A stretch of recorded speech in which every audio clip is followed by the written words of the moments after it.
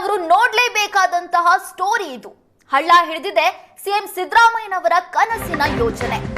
ಅನ್ನಭಾಗ್ಯ ಯೋಜನೆಯಲ್ಲಿ ಕಳಪೆ ಗುಣಮಟ್ಟದ ಆಹಾರವನ್ನ ಪೂರೈಕೆ ಮಾಡಲಾಗ್ತಿದೆ. ಯಾದಗಿರಿ ಜಿಲ್ಲೆಯ ಪಡಿತರದಾರರಿಗೆ ಕಳಪೆ ಜೋಳ ವಿತರಣೆ ಮಾಡಲಾಗಿದೆ.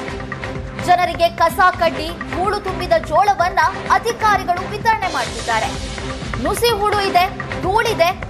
ಈ ತುಂಬಿರುವಂತಹ ಜೋಳವನ್ನ ಸಾರ್ವಜನಿಕರಿಗೆ ವಿತರಣೆ ಮಾಡಲಾಗ್ತಾ ಇದೆ.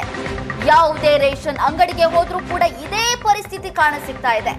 ಹಳೆದಾದ ಜೋಳದಲ್ಲಿ ಓಡಾಡ್ತಾ ಇದ್ದಾವೆ ನುಸಿ ಹುಳಗಳು. ಅನ್ನಭಾಗ್ಯ ಯೋಜನೆಯಲ್ಲಿ ಉಚಿತ ವಿತರಣೆ ಮಾಡುವಂತ ಜೋಳದಲ್ಲಿ ಈ ರೀತಿಯಾದಂತಹ ಹುಳುಗಳು ಪತ್ತೆಯಾಗ್ತಾ ಇದ್ದಾವೆ. ಹಾಗಾಗಿ ಸಿಎಂ ಸಿದ್ದರಾಮಯ್ಯನವರು ಈ ಸ್ಟೋರಿಯನ್ನ ನೋಡ್ಲೇಬೇಕು. ಅನ್ನಭಾಗ್ಯ ಯೋಜನೆಯಲ್ಲಿ ಪ್ರತಿ ತಿಂಗಳು ಕೂಡ ಉಚಿತವಾಗಿ ಅಕ್ಕಿ ಜೋಳವನ್ನ ನೀಡಲಾಗುತ್ತೆ. ಆದ್ರೆ ಇದೀಗ ಸಿಎಂ ಸಿದ್ದರಾಮಯ್ಯನವರ ಕನಸಿನ ಯೋಜನೆಯಲ್ಲಿ ಈ ರೀತಿಯಾದಂತಹ ಪಡಿತರವನ್ನ ವಿತರಣೆ ಮಾಡಲಾಗ್ತಾ ಇದೆ. ಕಳಪೆ ಗುಣಮಟ್ಟದ ಆಹಾರವನ್ನ ಪೂರೈಕೆ ಮಾಡ್ತಾ ಇರೋದ್ರಿಂದ ಸಾರ್ವಜನಿಕರು ಆಕ್ರೋಶ ವ್ಯಕ್ತಪಡಿಸ್ತಾ ಇದ್ದಾರೆ.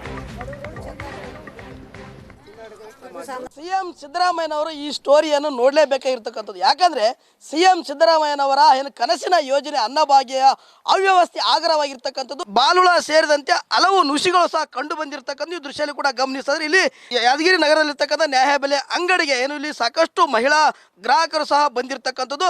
ಅವ್ರ ಕೈಯಲ್ಲಿ ಸಹ ಜೋಳವನ್ನು ಹಿಡಿದುಕೊಂಡು ನೀವು ದೃಶ್ಯದಲ್ಲಿ ಕೂಡ ಗಮನಿಸಿದ್ರಿ.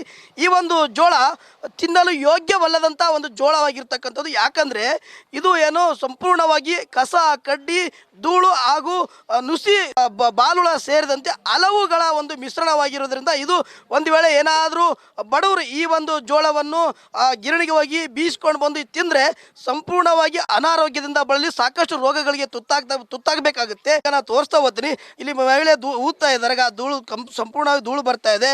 ಇದರಲ್ಲಿ ಸಾಕಷ್ಟು ನುಸಿಗಳು ಸಹ ಇರ್ತಕ್ಕಂಥದ್ದು. ಇಲ್ಲಿಗ ಕಸ ಸಹ ಇರ್ತಕ್ಕಂಥದ್ದು. ಇದು ಒಂದಲ್ಲ, ಇಲ್ಲಿ ಹಲವು ಮಹಿಳೆಯರು ಸಹ ಕೈಯಲ್ಲಿ ಹಿಡಿದುಕೊಂಡಿರ್ತಕ್ಕಂಥ. ಇಲ್ಲಿ ಸಹ ಏನು ಇಲ್ಲಿ ನುಸಿ ಸಹ ಇರ್ತಕ್ಕಂಥದ್ದು ಕೈ ಮೇಲೆ ಏರ್ತಾ ಇದೆ. ಮಹಿಳೆಯ ಒಂದು ಕೈ ಮೇಲೆ ಇಲ್ಲಿ ನುಸಿ ಸಹ ಏರ್ತಾ ಇರ್ತಕ್ಕಂಥದ್ದು. ಇದೇನು ಇದೇ ರೀತಿಯಾಗಿ ಏನು ಸಾಕಷ್ಟು ಕಳಪೆ ಮಟ್ಟದ ಜೋಳವನ್ನು ವಿತರಣೆ ಮಾಡಿದ್ರೆ ಏನು ಬಡವರು ತಿಂತಾರೆ ಅಂತ ಹೇಳ್ಬಿಟ್ಟು ಬೇಕಾಬಿಟ್ಟಿ ಆಗಿರ್ತಕ್ಕಂಥ ಜೋಳವನ್ನು ಕೊಟ್ಟರೆ ಏನು ಬಡವರು ಇದನ್ನು ತಿನ್ಬೇಕಾ ಅಥವಾ ಸಾಯ್ಬೇಕೆಂಬ ಪ್ರಶ್ನೆ ಕೂಡ ಮೂಡ್ತಾ ಇರ್ತಕ್ಕಂಥದ್ದು. ಯಾಕಂದ್ರೆ ಸಾಕಷ್ಟು ಅಧಿಕಾರಿಗಳು ಹಾಗೂ ಜನಪ್ರತಿನಿಧಿಗಳು ಒಳ್ಳೆ ಆಹಾರವನ್ನು ಸೇವನೆ ಮಾಡ್ತಾರೆ. ಆದರೆ ಇಲ್ಲಿ ಕೊಡ್ತಕ್ಕಂಥ ಗ್ರಾಹಕರಿಗೆ ಕಳಪೆ ಮಟ್ಟದ ಜೋಳ ಕೊಡೋದ್ರಿಂದ ಈಗ ಸಾಕಷ್ಟು ಗ್ರಾಹಕರು ಆಕ್ರೋಶಗೊಂಡಿರ್ತಕ್ಕಂಥದ್ದು.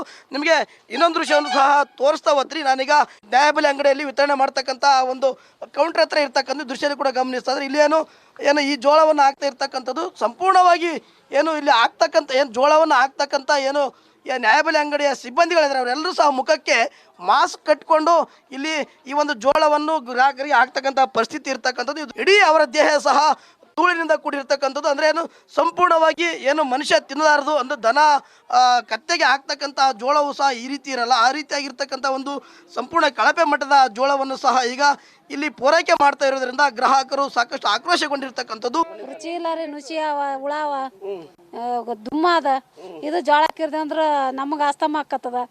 ಏನ್ ಮಾಡ್ಬೇಕು? ತಿಂದ್ರೆ ಏನಾಗ್ತದ್ರಿ, ಹೊಟ್ಟೆ ನುಸೋದು ಅದಾಗೋದು, ಆರಾಮಿಲ್ದ ಲೂಸ್ ಮೋಷನ್ ಆಗೋದು ಇದೇ ಥರ ಆಗ್ತದೆ ಸರ್. ಮತ್ತೆ ಏನು ಮಾಡೋದು? ಯಾರಿಗೆ ಹೇಳಬೇಕು? ಸರ್ಕಾರಕ್ಕೆ ಹೇಳಬೇಕಿಲ್ಲ. ಈಗ ಅದೇ ಹೊಟ್ಟೆ ನೂಸ್ತಾವ, ಲೂಸ್ ಮೋಷನ್ ಆಗ್ತದ, ದಣು ಬರ್ತದ. ಅದಕ್ಕೆ ತಗೊಂಗಿಲ್ಲ ನಾವು. ಅದೇ ಸರ್ ನಮ್ ಚಲೋ ಕೊಡ ಅಂತ ಹೇಳ್ತೀವಿ ಸರ್. ಚಲೋ ಕೊಡ್ಬೇಕು. ನೀವು ಚಲೋ ಉಣ್ತೀರಿ, ನಮಗೆ ಬೇಡನ್ರಿ ಸರ್. ಕಡ್ಡಿ ನುಸಿ ಇರ್ತಾವ, ನಮ್ಗೆ ಹೊಟ್ಟೆ ನುಸ್ತದ. ಇದು ಇಲ್ಲಿರ್ತಕ್ಕಂಥ ಗ್ರಾಹಕರು ಹೇಳುವಂತ ಮಾತು. ಕ್ಯಾಮರಾಮನ್ ರಫಿ ಜೊತೆ ಪರಶುರಾಮ, ರೆಸ್ಟೋರೆಂಟ್ ಸುವರ್ಣ ನ್ಯೂಸ್, ಯಾದಗಿರಿ.